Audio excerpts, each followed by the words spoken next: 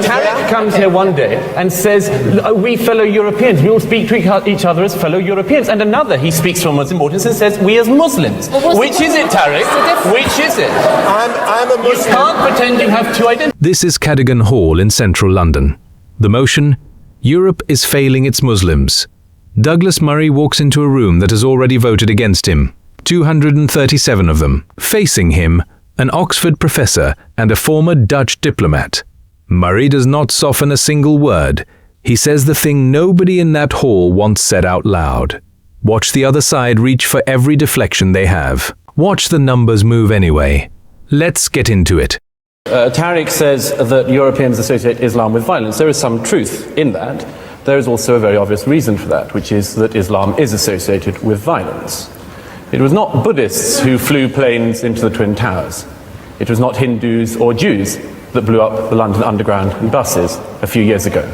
And that simple fact has to be acknowledged if you're even going to start a dialogue. Now, what is happening, ladies and gentlemen, it's not a pantomime. I'd argue that Europe has done not too badly, considering the circumstances. In the middle of the last century, there was an almost negligible Muslim presence in Europe. At the turn of the 21st, in Western Europe alone, there were 15 to 17 million Muslims. That's a very fast migration, ladies and gentlemen, one of the fastest in human history. And no society would find it easy to deal with that kind of migration. As it happens, European societies, Western European societies have, I think, dealt with this much better than some would. Certainly, Muslims coming to live in Britain and in Western Europe enjoy more rights and better rights, among them freedom of worship, than they do in any Islamic country in the earth here today. 40 seconds in and Murray has already said the unsayable. It was not Buddhists who flew planes into the towers. The room murmurs. He does not blink. Then he does something his opponents never do. He actually gives Europe credit. 15 to 17 million Muslims in 50 years. One of the fastest migrations in human history. And he says Europe handled it well. Hold on to that piece of credit. Because next, he explains exactly where it breaks. We do have a problem. We have a problem when the failures of Islam throughout the world, the failures of all Islamic societies, come here into Britain. Their intolerance of freedom of conscience, their intolerance of apostates, their intolerance of freedom of expression and freedom of speech, their intolerance of minorities, other religious minorities, sexual minorities, their intolerance of gays, their dislike and distrust of half of the population, women, and many, many other things. And the call, what's more, for a parallel legal system within Britain and European societies. This is monstrous. No other group behaves like this, asks for parallel laws. This is a fundamental problem, and it's one we're going to have to deal with. It's a problem between a society, Western Europe, that believes that laws are based on reason, and Islam that believes that they are based on revelation. Between these two ideas, I'm not sure there is very much compromise for Europe. It is not Europe that has let down its Muslims, but the Muslims of Europe that have let down Europe. Murray lays out the list, and nobody opposite touches it. Intolerance of apostates, of gays, of religious minorities. Then the demand for a parallel legal system. Murray calls that idea monstrous. No other group in Britain asks for it. Laws built on reason against laws built on revelation. That is the real fault line here. Watch how many speakers tonight refuse to answer it. And if there were one thing I would wish Muslims in Europe could learn today, as fast as possible, it would be this: that you have no right in this society not to be offended. You have no right to say that because you don't like something you can commit violence, or you would like something to be stopped or censored. You have no right to have more hate laws or hate crime laws or hate speech laws just to defend Islam. You have to realize, the Muslims of Europe have to realize, that a society in which even your deepest feelings can be trodden upon is the only society worth living in. And the sooner we can learn that, the sooner that Islam can learn that within Europe, the better. It is not Europe that has failed its Muslims. It is Islam that has failed Europe. I'd argue Islam has failed its Muslims. Thank you. That is the sentence the whole debate turns on. You have no right in this society not to be offended. No violence, no censorship, no special protection for one religion. Then the closing line lands, not Europe failing its Muslims, But Islam failing Europe. Listen to the size of that applause. This is supposedly a hostile room, and he just got the loudest response yet. You certainly stirred things up a bit there, didn't you, Douglas Murray? Thank you very much indeed. OK, well, let me invite some comments from the floor, and let's go to the lady there. Yeah. I just had a question to a few questions to Mr. Murray. I don't think it's the Muslims of Europe that have failed. The Muslims of Europe that have failed Europe. I think it's exactly the opposite. One of the things you said, it was it was actually a few Muslims, crazy Muslims, I think, who sort of flew the plane into those buildings. But was Hitler a Muslim by any chance? Because I'm not sure that Muslims had anything to do with the Holocaust. That is the first real response to Murray's argument. Somebody asks whether Hitler was a Muslim. That is the level of the reply. Murray raised apostasy, free speech, and parallel law. The answer comes back as the Holocaust. Then a questioner reads out actual polling. 99.5% called homosexual acts unacceptable. Watch whether anybody opposite touches that number. Keep score of what gets answered and what gets swerved. You talked about how Europe has dealt with this problem, and what you basically have alluded to in the 6 minutes that you had are that Muslims are a problem. And you're from the organisation called the Centre for Social Cohesion, and it's worrying that to have you talk about these things in this manner. What you are basically alluding to is that Muslims are external to Europe, and it's worrying that you see it that way, because then that means there is no chance of there being any solution to any problem, or Muslims being seen as a part of Europe and being seen as European citizens. Thank you. Gentleman there. I just want to pick up something that Douglas Murray said. I'd like to ask you, when you talk about the Muslims that are the problem, which Muslims are you talking about? Because you keep slipping in your language to focus on the radicals, the extremists. Okay, maybe that's because that's what you're interested in. But there's another whole set of Muslims out there who are not like that. OK, just a quick clutch there. It is sufficient to point out that Europe is not failing its Muslims, that this debate is taking place tonight and is being televised by the BBC World Service, that Tariq Ramadan holds a chair at Oxford University. I put it to you because of these very facts, that you are being welcomed, that you are being integrated, that you are being respected. Notice the move that just happened. Murray never said Muslims are the problem. He said the failures of Islamic societies travel with the migration. The reply rewrites him as calling Muslims external to Europe. That is not an argument, it is a paraphrase. Then an audience member ends it in one line. This debate is running on the BBC World Service. Tariq Ramadan holds a chair at Oxford University. That is what being welcomed looks like. The question, though, is, are those wrongs really connected to Islam? My friends like Douglas would say, yes, it is. A lot of my friends in the Netherlands say so as well. And they warn me not to be naive. They say that the danger now is among us, like an Islamic Trojan horse. I wonder, though, and this would be a question for me to Douglas, what do we do with the people who don't want to adhere to your ideas of enlightenment? Do we send them away? What do? Do we re-educate them? So I'm wondering, are we actually addicted to our own stereotypes? Over and over again, we hear the same warning. We're sleeping, Europe will turn into a certain Eurabia, Islam is about to take over. I believe that this one-sided, one-dimensional story is really failing Muslims in Europe miserably. Petra Steenen's case is a question, not an answer. What do we do with people who reject Enlightenment ideas? Send them away? Or re-educate them? Nobody on that stage proposed either. Murray argued for criticism and open debate. That is a straw man with a Dutch accent. Notice what she never actually disputes. The Arab Human Development reports she just quoted. Freedom, knowledge, and the participation of women. Her own evidence is Murray's evidence. I don't want to generalize and I don't want to essentialize Muslims. In fact, I believe that every Muslim is first and foremost an individual endowed with certain rights and obligations. And as this serves, to my mind, as a foundation of liberal democracies in Europe. This is a very important distinction and caveat when it comes to the phrasing of the motion. It means that the citizens of Europe, they enjoy certain rights, like freedom of expression, freedom of religion, equal treatment before the law, and secular government. It also means that Muslims, as other Europeans, have the freedom to choose.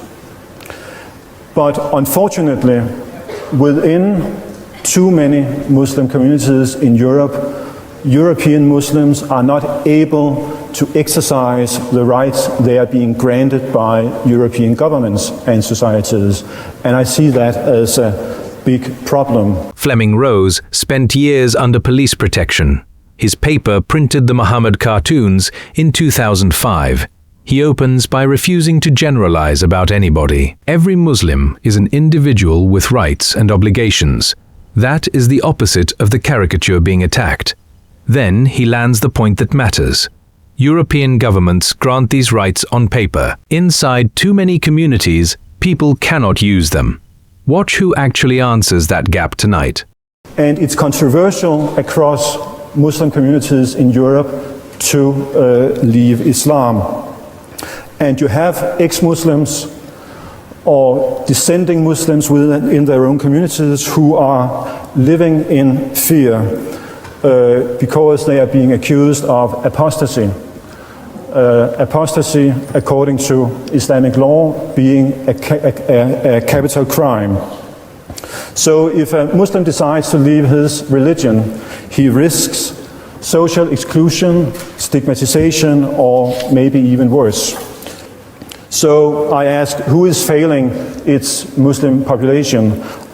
May I remind you that it is human beings who enjoy human rights, not religions, cultures, and certain versions of history. I do believe in the notion of universal human rights, and I think that this notion has served Europeans, Muslims, and non-Muslims well, one consequence being that the Muslim citizens of Europe, in fact, are enjoying more freedom and more rights than any Muslim in any Muslim majority country. So I don't believe that Europe is failing its Muslim population, as the motion claims, and therefore, ladies and gentlemen, I call upon you to vote against the motion. Thank you. Human beings have human rights, not religions, not cultures, not preferred versions of history. That is the whole argument in one sentence. The hall applauds a Danish cartoon editor. Then Rose closes on a fact nobody rebuts. Muslims in Europe hold more rights than in any Muslim majority country. Next, the moderator reads the pre-debate vote. 230 to 7 for the motion, 220 against. Remember those two numbers carefully. They matter enormously in about 20 minutes. I have one question for the opposition. Although most in this hall would agree that the human rights that are accorded to all of our citizens, Muslim and non-Muslim, are greater than those in the Arab nations, do you think that we have failed Muslims by allowing the language of Islam as against us to propagate on and on since excuse me, particularly since 9/11, but even before that, and therefore allow our own Muslims within our own countries to feel as if they are part of the enemy rather than part of our own countries? Okay. Okay, I want to take very quick ones then. Okay, this lady here. I just want to make a quick comment to the throwaway comments made by Douglas Murray about Muslim women and Islam and its way it treats women. And I think that Muslim women are quite capable of speaking for themselves. And I think the sort of myths people like you put in the public arena, and I've heard other similar arguments from BNP and all that kind of stuff, they think it justifies their argument by saying, well, Islam treats 50% of its population in a really derogatory and whatever way that you like to. Two questions, two very different things. The first, one is fair and worth taking seriously. Does us against Islam language push British Muslims away? That is a real question. The second is not a question at all. Murray gets compared to the BNP. Notice what is completely missing here. No answer on apostasy, no answer on parallel law. Just an accusation about who he sounds like. Surely it's Islamic countries and nations and religion who are letting down many Muslims. The lack of correct investment in education, social justice and welfare in their own countries, which has caused so much social migration to Europe, which wouldn't have happened. But surely this lack of contribution to education and ability, especially of women, of freedom, has stopped this growing and contributing to Europe as much as they could. That is the case against the motion made from the audience floor. If Muslims are migrating out of those countries, who exactly failed them first? No investment in education or social justice. Few opportunities, especially for women. None of that was built in Birmingham or Rotterdam. The motion blames Europe for problems imported from elsewhere. Listen to the applause on that one. Next comes the hardest moment of the night. I'm a British female. I love this country and I give this country. Now you're calling me a problem. I don't think I am. I think you are. Second point is, as a Muslim female, okay, my parents might not let me go somewhere late at night because people are racist to me. They tell me to go back home and they hurt me. I got hit by 2 white guys and they laughed at me because I'm a scoffy, okay? Last point is to Mr. Fleming, about the point where you said, about the religion, changing religion. Every person has the right to. No one says anything about that. But if you had a daughter or a son that wanted to become a Muslim, would you be happy about that? I don't think so. Why don't you just address that? Would you mind if, I don't know if you have children, but indeed, would you mind if they became Muslim converts? I mean, it's their choice. And I can tell you, I am... But that wasn't what she asked. Would you mind? She said, would you mind? No, I wouldn't. Of course not. I mean, I am married to an immigrant myself who comes from another community than the one I come from. So, in fact, I have been living, this kind of experience for the past 30 years. And yes, there were some members of my family who were quite critical about that, but it was my choice. All right. Hypothetically speaking, Douglas Murray, what would you say to that lady? No, of course it wouldn't bother me. I mean, I would hope that if somebody has access... Look, what Fleming and I are arguing for is that people have the right to access all of the kind of opinions, all of the knowledge that they can. That means, among other things, having, for instance, access to all of the criticism that should be written of the Quran and of Islam. And if they weigh up after knowing all of these things and having access to all of them that they would like to become Muslim, I don't have a problem with that. All right. Now, that is a fair challenge, and both men answer it straight. Would you mind if your child converted to Islam? Rose says, of course not. He married outside his own community decades ago. Murray says, of course not, then adds a condition. Access to everything, including every criticism of the Quran. Choose freely after that, and he is fine. That is not bigotry. That is the liberal position under pressure. When my daughter was born in 98, I called her Soraya, which is the Arabic name for Pleiades, because I felt that she needed to have a present for the rest of her life. After 9/11, people asked me whether I had regretted giving her an Arabic name. And I felt sorry for the person who asked that question. That there's prejudice against... No, the point I'm making is, and I think it's the point the lady is making as well, that the fact that people are called Muhammad is probably, in the perception of many, putting them in a disadvantage. And of course, I totally disagree. Okay. You want to come, because I want to get some response to what we heard out, some of the comments our audience made. I'd just like to make a comment on one of the cases that Petra made, which was about Ahmed Abu Taleb, a very distinguished public figure in Holland. What you failed to mention when you mentioned him as a great success story of the Netherlands, which I agree he is that after the murder of Theo van Gogh in 2004, he had to go under 24-hour protection because his name was found on a hit list for a radical cell nearby. We cannot simply take, Petra, the terrific success stories and ignore things like that. It is no small thing that a Muslim politician who speaks out should be targeted for assassination in his home country. Petra Steenen gets asked about prejudice and tells a story about naming her daughter. The moderator has to ask twice what the point is. Then Murray does something surgical. She held up Ahmed Abu Taleb as the success story. Murray agrees that he is one. Then he adds what she left out. After Theo van Gogh's murder, Abu Taleb needed round-the-clock police protection. His name was on a hit list. You cannot keep the success and skip that. Once again, I think that you are taking one story. And then it was the one she took. No, it is, and many Muslims around the world and in the Netherlands were against that and attacked the small groups that were saying this. And this is the case today in Europe. The discourse that you have is helping to nurture this sense of alienation and not to let the Muslims feel that they are at home. And out of the questions that we got from here, people are saying, you are welcome here, and then in their own country. I'm sorry, I'm at home. I'm at home. What are you talking about? Don't talk about. So, talk to me. I'm sorry. Talk to us or talk to me as a fellow European and not as someone who is an outsider infiltrating the freedom of expression and using this. This is one. Let me finish. Can I come back to it? No, I'm not saying you're not a European, but I would appreciate the following, which is that don't come to this hall and tell this hall that you're a European, and go to another and talk to an Islamic audience as Islamic brothers, because that is what you have spent your career doing. What's wrong? Speaking through. Let me finish this. And Tarek comes here one day and says, we fellow Europeans, we all speak to each other as fellow Europeans. And another, he speaks from a Muslim audience and says, we as Muslims. Which is it, Tarek? Which is it? I'm a Muslim. You can't pretend you have two identities. Ramadan answers a documented assassination threat with a deflection. Murray is taking one story, he says. One story apparently is nothing to answer. Then comes the applause line. I'm at home. Nobody in that hall said he wasn't. Murray's reply is the moment of the night. Don't tell this hall you are European, and tell another audience you are their Muslim brother.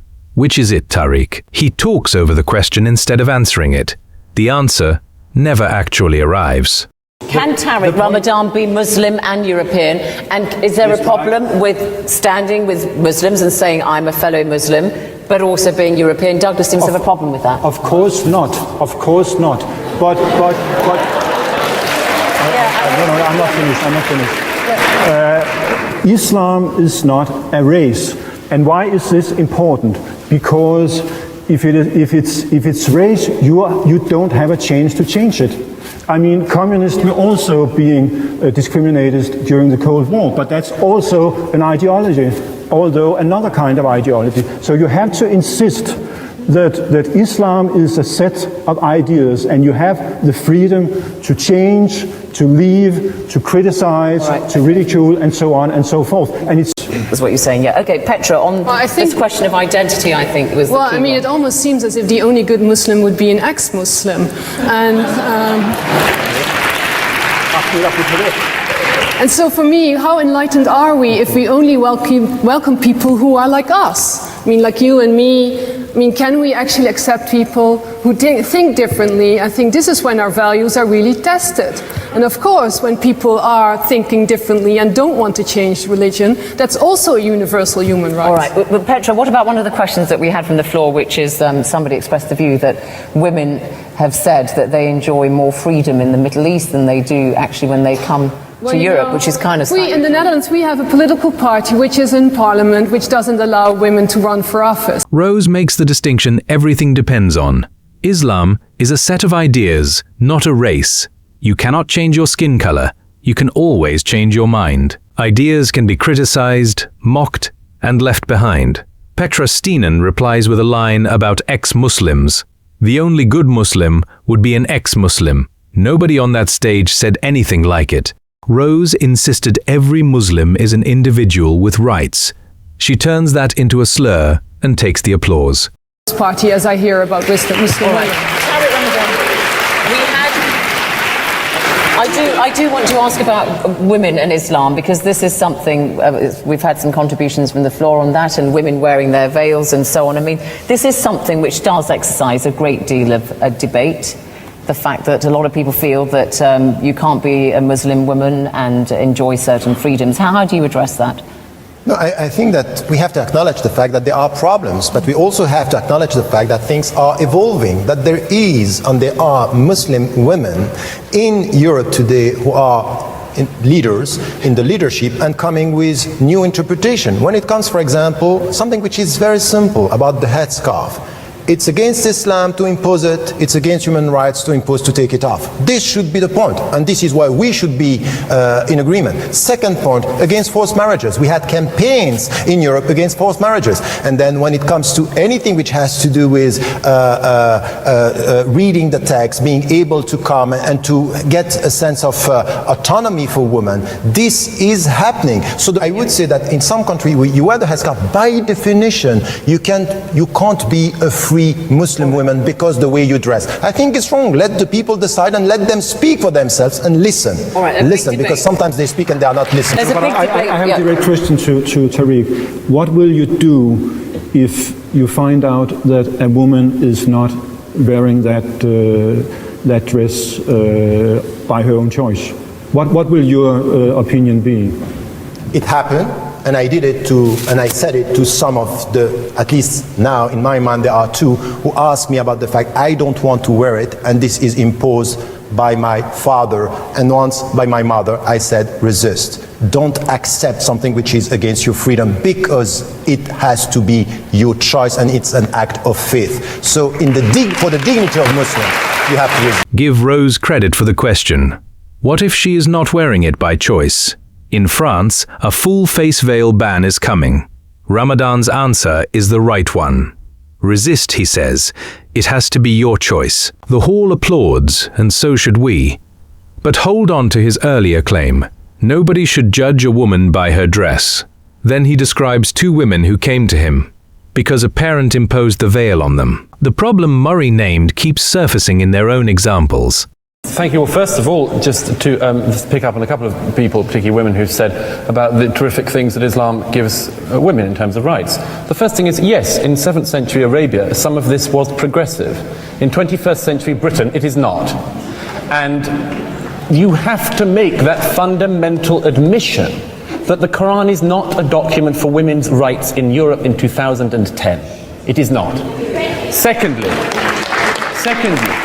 why is it that only Islamic societies and mosques in this country are places which teach and preach hatred of other minorities? Every single week in this country,